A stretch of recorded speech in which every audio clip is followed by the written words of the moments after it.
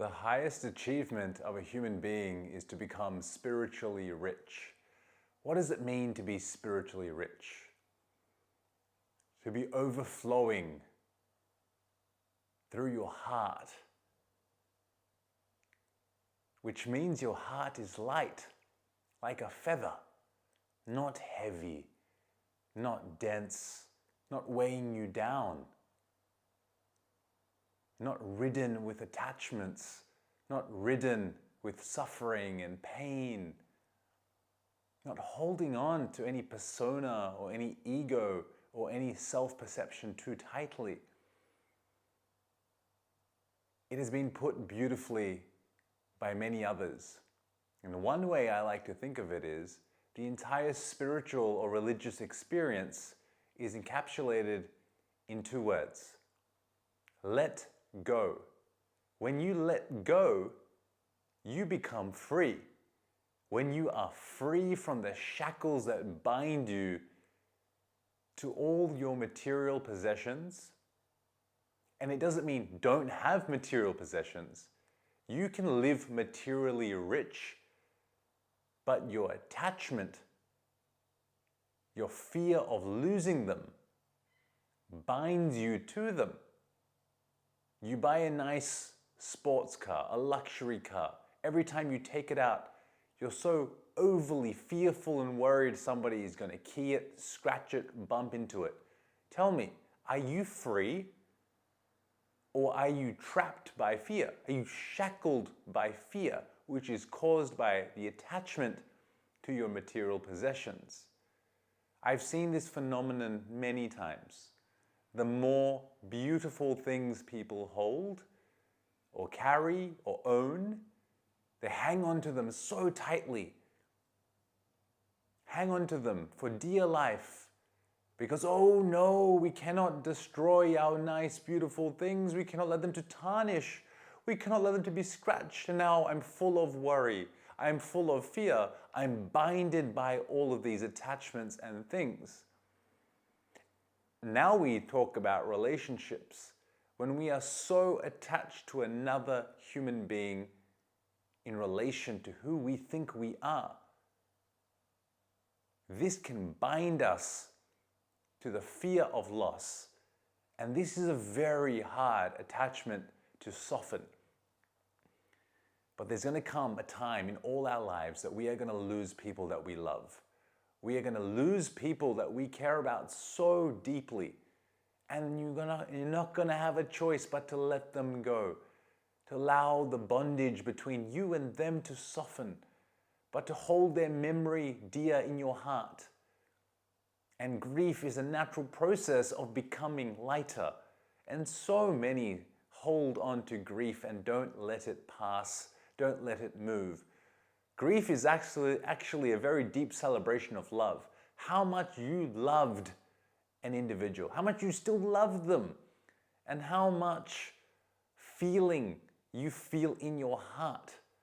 A thumping sorrow, a thumping joyous chorus of the memory of their existence, a deep honoring to their soul, to their existence, to their uniqueness of the divine.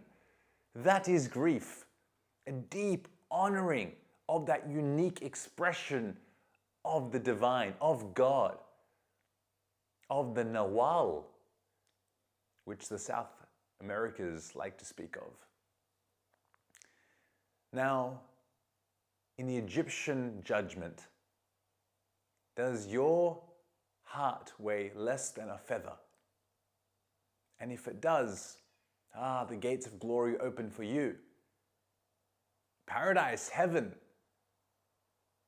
And this is essentially paradise on earth. If you can free your heart of heaviness, of all the grief, sadness, frustration, anger, fear, loathing, you can free your heart of that. You are spiritually rich. You are the richest man. You sleep at night the most comfortable man or woman. You fall into a relaxed lull because you are at pure ease. There is no heaviness on your heart. And I can tell you now, my dear friends, that there are many a man, many a woman that have a heavy heart in this world. Many, many. I can't tell you how many. Because they know.